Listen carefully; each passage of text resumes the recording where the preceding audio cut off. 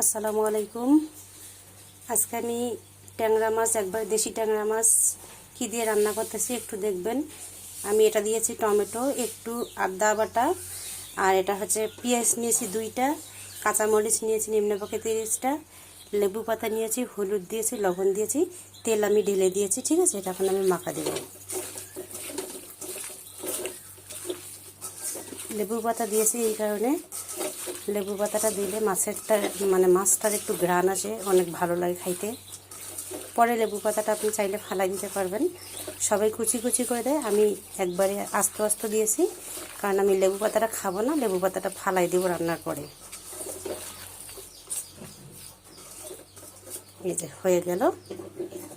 এখানে একটু আমি পানি দেব।